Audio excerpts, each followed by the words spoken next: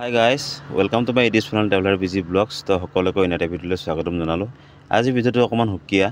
আজি হদো অসম টায়াহম ছাত্ৰ সন্থাৰ নেতৃত্বত এখনি গণ সমদল প্ৰতিবাদী কাৰ্যসূচী আৰম্ভ কৰা হৈছে। তো প্ৰতিবাদী কাৰ্যসূচীখিনি মূল কাৰণ হৈ গ'ল কি আমাক এসটি লাগে। আজি বহুত দিন ধৰি কিনি আমাৰ আহোমসকলে বা আমাৰ ওবিসি সকলে যুঁজি আছে চৰকাৰৰ লগত যে আমাক এসটি লাগে। এসটি নোহোৱা ফলত মানে কিমানখিনি বস্তুৰ পৰা আমি বঞ্চিত হৈ আছো হে একমাত্ৰ আমি ওবিসিখিনি জানো।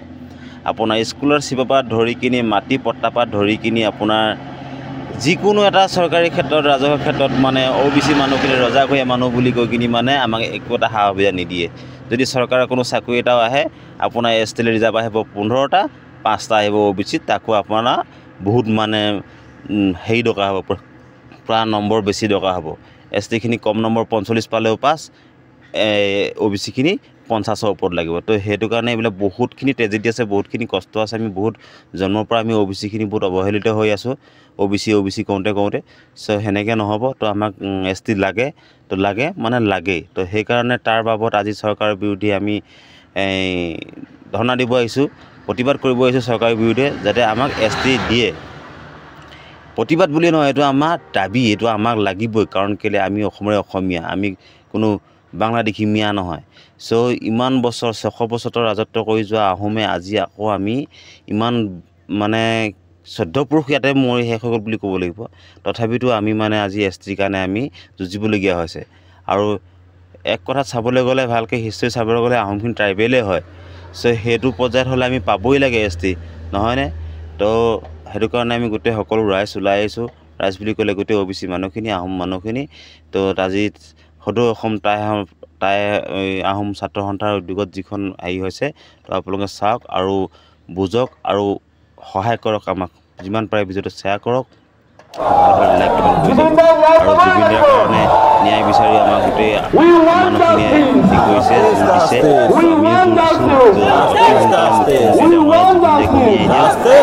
আমিও এসটি দিয়ক। চাওক ভিডিঅ'টো। Jubingat peongle, Jubingat peongle, Jubingat peongle, wrong boy. ধন্যবাদ। আমি আমার পিছনে কার্যসূচী আমি যাব বিচাৰিছো যিসকলে গছৰ ছাপ জিলাই আছে তেখেতলোকে ফিল্ডৰ মাজলৈ আহিবলৈ আমি অনুৰোধ জনাইছো। অন্যথা অকণমান হ'লেও আমাৰ যি এই প্ৰয়াস বিফল হ'ব। গতিকে আপোনালোকে আহক, ৰ'দৰ ছাঁ বিচাৰি নাথাকিব। ৰ'দৰ ছাঁ বিচাৰি থাকোঁতে আমাৰ জাতিটো গৈ ক'ৰবাত পাবগৈ। গতিকে আপোনালোকে আহক, অকণমান ৰ'দত নিশ্চয় হ'লেও সংগ্ৰামখন আগুৱাই নিয়াত আপুনি সহযোগ কৰক। ধন্যবাদ। ওলাই আহিছোঁ তেনেহ'লে জাতি উদ্ধাৰ কৰিবলৈ আহিব লাগে, ফিল্ডৰ মাজলৈ আহিব লাগে।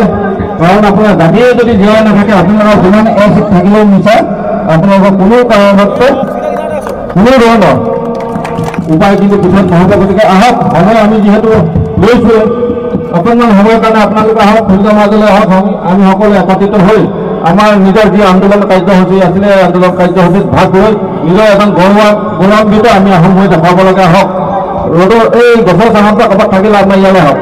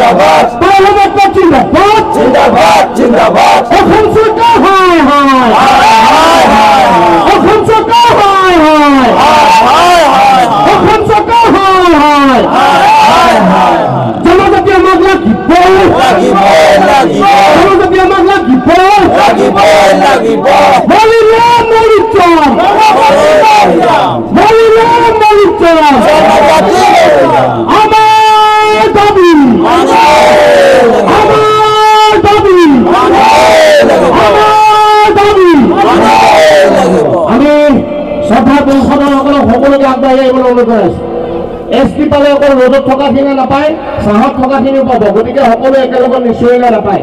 আগলৈ আগবাঢ়ি আহক। ছাত্ৰ সন্থাৰ সন্মানীয় সভাপতি বসন্ত গগৈদেৱ উপস্থিত হৈছে। আমি সকলোকে একেলগে এটা শ্লোগান দিবৰ বাবে অনুৰোধ জনাইছোঁ।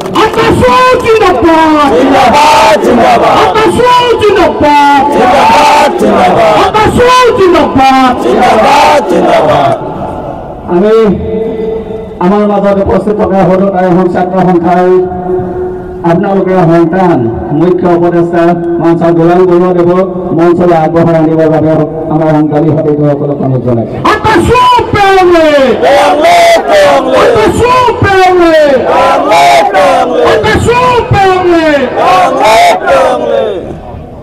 আমাৰ মাজত জনজাতিকৰণ আমাক লাগিব।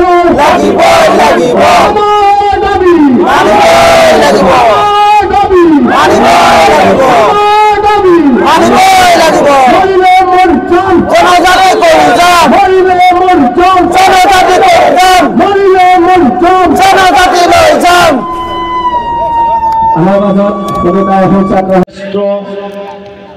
অগ্ৰজসকল, সতীৰ্থসকল, অনুজসকল সকলোলৈকে সদৌ টাইম ছাত্ৰ সন্থা কেন্দ্ৰীয় সমিতিৰ তৰফৰ পৰা সংগ্ৰামী অভিনন্দন জ্ঞাপন কৰিছোঁ। আজি এই প্ৰতিকূল বতৰ, এই প্ৰতিকূল বতৰক নেওচি আপোনালোকে এই ৰ'দৰ তাপত পুৱাৰ পৰা উপস্থিত হৈ যিটো আপোনালোকে আমাক সাহস উদ্দীপনা দিলে, তাৰ বাবে আপোনালোকৰ ওচৰত চিৰকৃতজ্ঞ। আজি আপোনালোকে নিশ্চয় জ্ঞাত, আমাৰ এই অনুষ্ঠানটো বিফল কৰিবৰ কাৰণে ইতিমধ্যে বহু চৰকাৰী অনুষ্ঠান আমাৰ কাষতে পাতি দিছে, যাতে আমাৰ এই অনুষ্ঠানত আমাৰ জনসাধাৰণে আমাৰ প্ৰকৃত অধিকাৰ আৰু সমস্যাসমূহ যাতে উপলব্ধি কৰিব নোৱাৰে। গতিকে এনেধৰণৰ ষড়যন্ত্ৰমূলক কামক আমি সদৌ টাইম ছাত্ৰ সন্থাই ধিক্কাৰ আৰু গৰিহণা প্ৰদান কৰিছোঁ।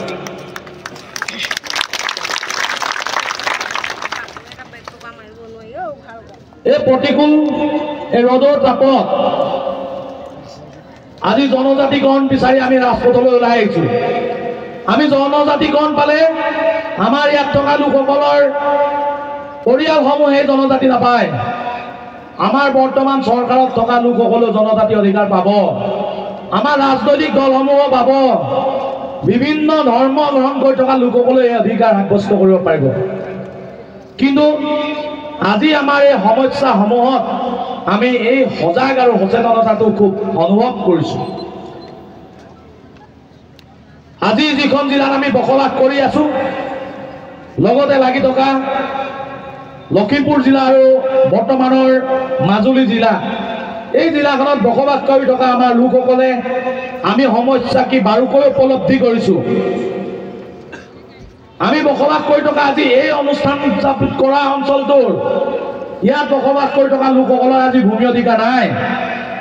এই অঞ্চলটো বেতনীপাম গাঁও পঞ্চায়তৰ অন্তৰ্গত, আৰু আমি য'ত এই অনুষ্ঠান কৰি আছোঁ ইয়াৰ লগতে লাগি থকা পথটোৰ সোঁকাষে থকা এই গাঁওখন, এই অঞ্চলটো চিলাপথাৰ নগৰ উন্নয়ন সমিতিৰ বা মিউনিচিপাল বৰ্ডৰ 1 নম্বৰ ৱাৰ্ড।